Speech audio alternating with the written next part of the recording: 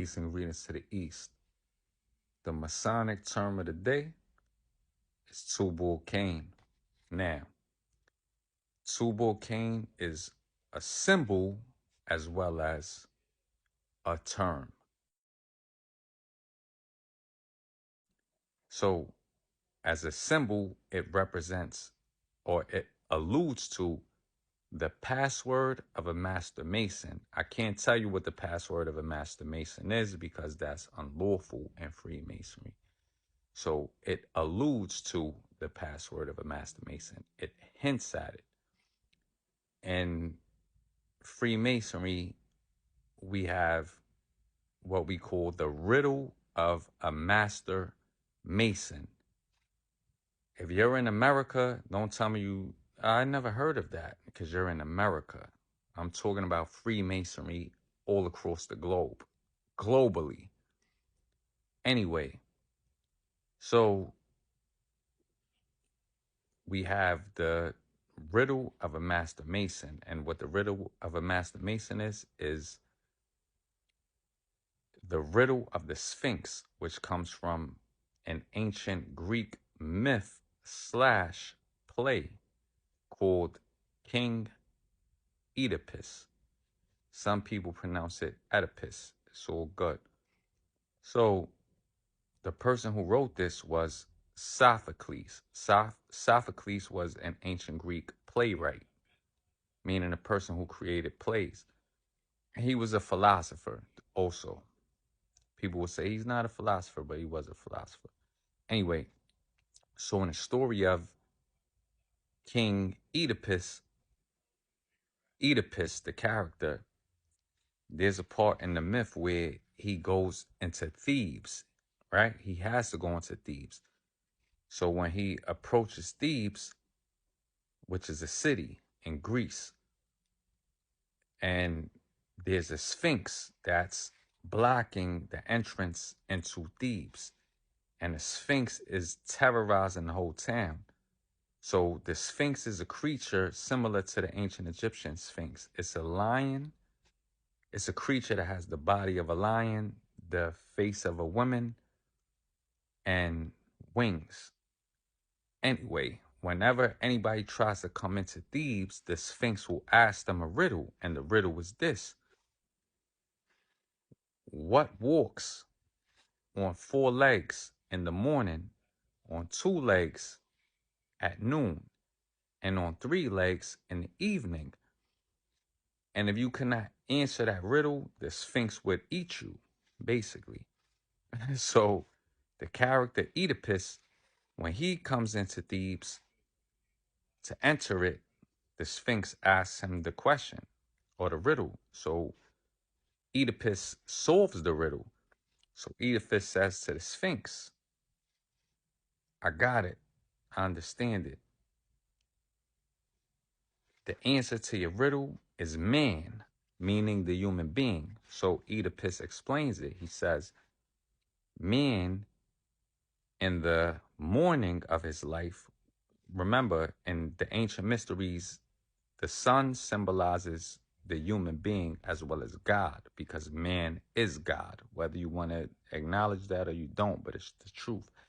Anyway, so Oedipus says, man, meaning the human, in the morning of his life, as a baby, as a child, he walks on 4 legs symbolically because he crawls on his 2 arms and 2 legs. In the noon of his life, when the sun is at its meridian, man walks on 2 legs. He walks upright. He's grown at that time. It's the midday of his life. And then when man is old, in the sunset of his life, when he's old, he walks on 2 legs and with a cane. So that's his 3 legs. So the answer is man. So basically, Oedipus says, in the sunset, or man in old age, man in his old age, he walks on 2 balls. The 2 balls means the 2 balls of your feet, if you understand anatomy. He walks on the two balls of his feet and with a cane. So he walks on two balls and a cane. And then when he answers the riddle, the Sphinx kills herself.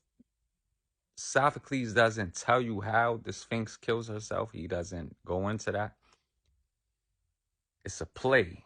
But anyway, the Sphinx commits suicide once Oedipus solves the riddle of the Sphinx, which is it represents understanding the mystery of life, which is that man himself is the answer to all of the mysteries of life that he wants to know.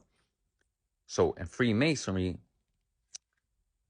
the symbol I'm telling you about, the two-ball cane, which is a cane with two balls attached to it, that's the normal meaning of it.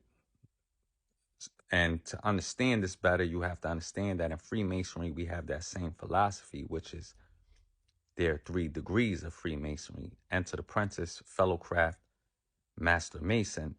So the entered apprentice mason is a baby in Freemasonry. That's what we would call an entered apprentice mason. A fellow craft mason, a second degree mason, is grown and an adult, symbolically speaking, and a master mason is an old man, symbolically. So that's the riddle of a master mason. So that symbol alludes to that, but it's a double entendre because our ancient Masonic brothers were so good with words and hiding the truth, which they should have done. It was proper. It's a double entendre. So a double entendre is a symbol or a term that has a double meaning, but normally the second meaning is vulgar. So the second meaning to it, the two-ball cane, is just, I'm telling you for a fact. So if you ever see the symbol in Freemasonry, don't think we're being vulgar in a bad way. The reason for for the double entendre is that the phallus, which is, it's synonymous with the symbol of the sun because the sun impregnates the earth. So the sun represents the masculine aspect of life, and the earth, Mother Earth, represents the feminine aspect. So the two-ball cane, and that's grammatically correct. The double entendre is that it's your two bulls in a cane. Get it? It's funny. So when people see that symbol, it goes over their head a lot of times. So that's what it means. That's what the term means in masonry. And if you want to use it like as a term, like to speak in Masonic code, it's simple. You would say something like, let's say there's a certain brother who's a master mason, and you're speaking to a mason that's of a lesser degree or a master mason, and he doesn't know the other brother, you would say, that guy right there, he walks on two balls and a cane, or he walks with a two-ball cane. You could say it like that, and he'll know what you're talking about. Like, oh, okay, he's a master mason.